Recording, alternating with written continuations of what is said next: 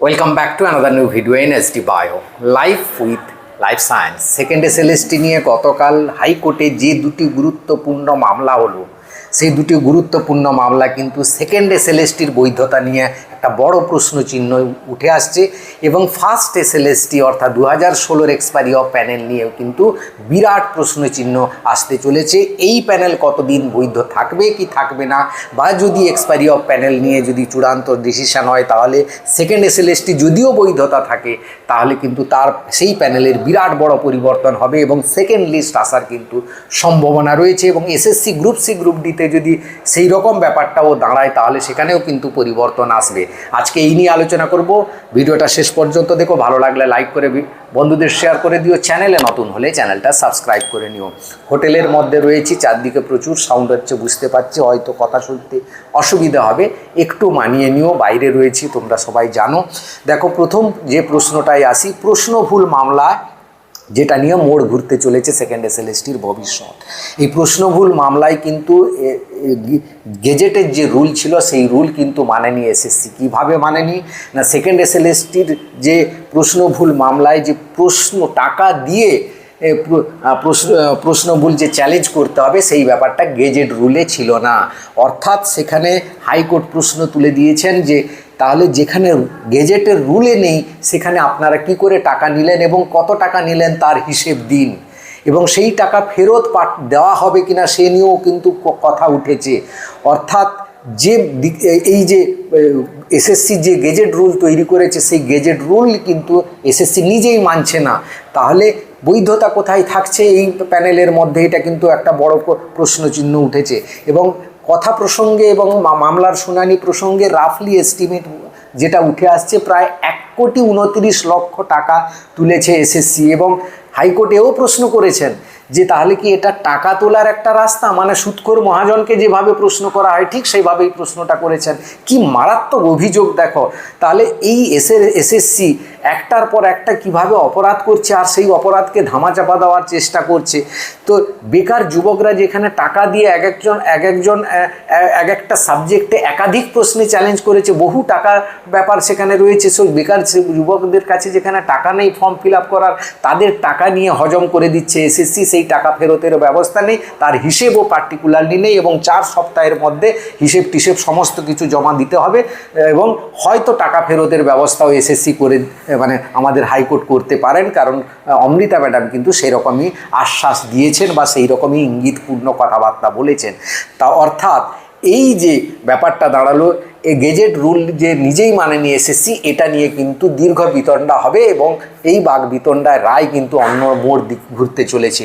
2 নম্বর যেটা গুরুত্বপূর্ণ, অনেকগুলো কেস ছিল, আমি ইম্পর্ট্যান্টগুলো তুলে দিচ্ছি।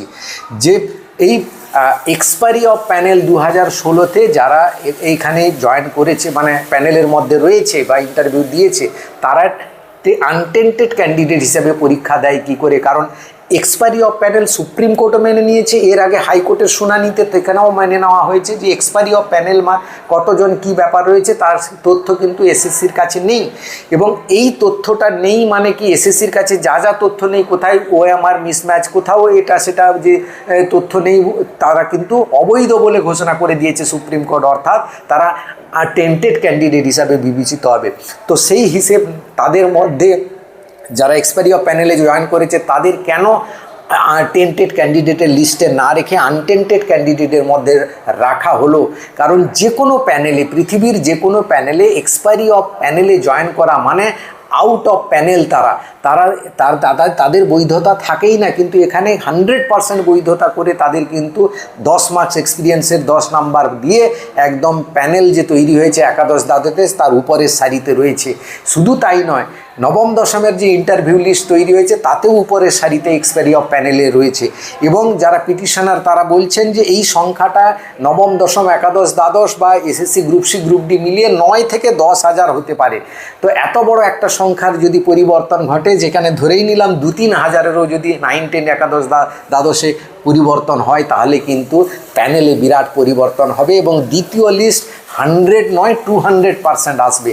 কারণ এক্সপায়ারি অফ প্যানেল এই যুক্তিতে কিন্তু পৃথিবীর সমস্ত অ্যাপয়েন্টমেন্টে, পৃথিবীর সমস্ত রিক্রুটমেন্ট প্রসেসে এক্সপায়ারি অফ প্যানেল মানে কিন্তু তারা প্যানেলের বাইরে, তাদের বৈধতা থাকে না, তারা কিন্তু 100% আনটেন্টেড।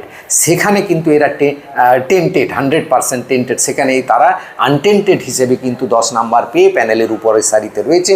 তাহলে কিন্তু তাদের বৈধতা কিন্তু নিয়ে, কিন্তু এটার মানে নয় যে এক্সপায়ারি অফ প্যানেলে যারা জয়েন করেছে তারা সবাই টাকা দিয়ে করেছে, তা কিন্তু নয়।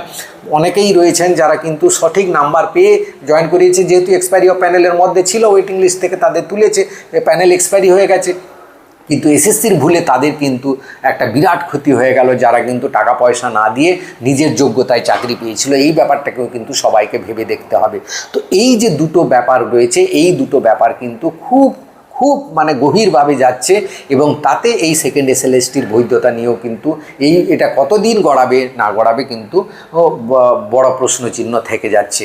এবার আসি এসএসসি গ্রুপ সি গ্রুপ ডির ব্যাপারে। সেখানেও যদি আমার জানা নেই এক্সপায়ারি অফ প্যানেল থেকে সেখানে নিযুক্ত হয়েছিল কিনা, আমি গুগলে সার্চ করেছিলাম, কোনো তথ্য কিন্তু নেই, এসএসসির কাছে দিতে পারেনি।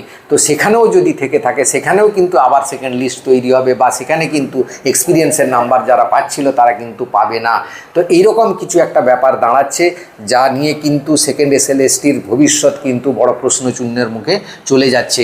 আমি বলতে চাইছি না যে এই সেকেন্ড এসএলএসটি প্যানেল পুরোপুরি ক্যান্সেল হবে, হয়তো প্যানেলটা পুরো ক্যান্সেল হবে না, কিন্তু এগুলো বাদ গেলে সেকেন্ড লিস্ট তৈরি হবে, আবার একটা বড় ব্যাপার ঘটবে, সে বিষয়ে কোনো সন্দেহ নেই, এবং খুব জটিলতার দিকে যাচ্ছে। কি হবে না হবে ভগবান ছাড়া কেউ জানে না। তো এই ছিল আজকের ভিডিওটা ভালো লাগলে সবাইকে শেয়ার করে দিও, চ্যানেলে নতুন হলে চ্যানেলটা সাবস্ক্রাইব করে নিও। Thank you for watching.